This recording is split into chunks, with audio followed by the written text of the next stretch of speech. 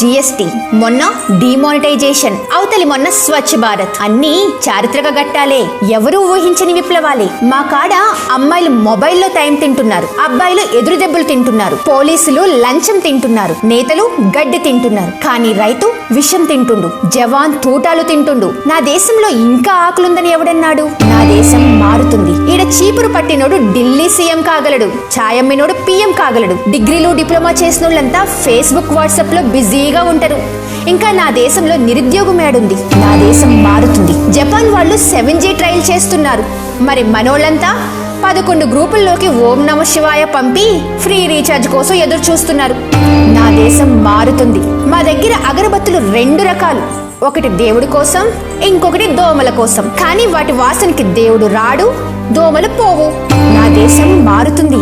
కడుపు మాడిపోతుంది, అయినా యోగా చేయిస్తున్నారు. జేబులో చిల్లర లేదు, అయినా బ్యాంకులో ఖాతాలు తెరిపిస్తున్నారు. తలదాచుకోవడానికి గూడు లేదు, కానీ పాయకానాలు కట్టిస్తున్నారు. ఊళ్ళల్లో కరెంటు లేదు, కానీ డిజిటల్ ఇండియా బాట పట్టిస్తున్నారు. మనం కులం కంపులో దొర్లుతున్నాం, రోడ్డు వంపుల్లో స్వచ్ఛ భారత్ అంటున్నాం. మన గోవులు హైవేల మీద చస్తున్నాయి, మనోళ్ళు గోరక్షణ కోసం చంపుతున్నారు. డాటా ధర తగ్గుతుంది, టమాటో ధర పెరుగుతుంది. ఇప్పటికైనా అర్థమైందా? నా దేశం మారుతుంది.